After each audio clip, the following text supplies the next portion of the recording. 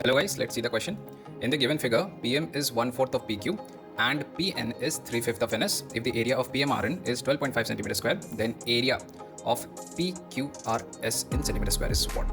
ठीक है, तो यहाँ पर इस क्वेश्चन को सॉल्व करने से पहले आपको पता होना चाहिए द कॉन्सेप्ट ऑफ सीवियन, जो कि ज्योमेट्री में पढ़ते हैं हम। सीवियन का कॉन्सेप्ट क्या कहता है? जब आपके पास एक ट्राइंगल होता है, अगर मैं एक ट्राइंगल बनाता हूँ और यहाँ से मैंने एक सीवियन ड्रॉ किया, इसको हम सीवियन बोलते हैं। जिस रेशियो में बेस डिवाइड होगा उसी रेशियो में हमारा क्या होगा, जो एरिया है वो भी डिवाइड हो जाता है। यही होता है सीवियन का कॉन्सेप्ट। वही चीज़ मैंने यहाँ पर लिखा के दिया है। बेस जिस रेशियो में डिवाइड होगा, एरिया भी उसी रेशियो में डिवाइड होगा। कैसे करके इसको अप्लाई करेंगे इस पर्टिकुलर क्वेश्चन में, लेट्स सी।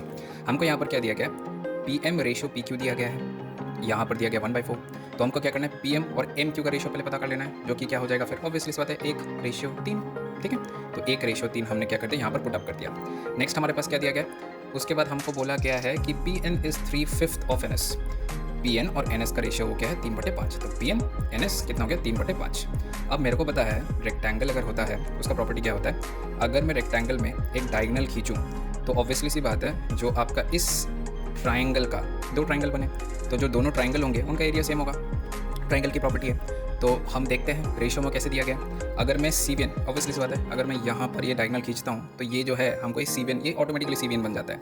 तो बेस जिस रेशियो में डिवाइड होगा, एरिया भी उसी रेशियो में डिवाइड होगा। एज यू कैन सी, अगर ये 3/5 है तो ये 3 हो जाएगा और ये 5 हो जाएगा। सेम उसी तरीके से 1/3 यहाँ पर है तो एक ये हो जाएगा, एक एरिया इसका हो जाएगा, 3 एरिया इसका हो जाएगा। ठीक, तो अब अगर हम देखें, एरिया अभी भी बराबर नहीं है। यहाँ पर अगर मैं 3 + 1 करूँ 4 होता है, इधर मैं 3 + 5 करूँ 8 होता है। तो इस 4 को मेरे को क्या कर देना पड़ेगा, 8 कर देना पड़ेगा। ठीक है, तो क्या कर देंगे हम, 1 को 2 से मल्टीप्लाई कर देंगे, 3 को भी 2 से मल्टीप्लाई कर देंगे, क्योंकि रेशियो है सेम, मल्टीप्लाइंग फैक्टर से आपको मल्टीप्लाई करना होगा।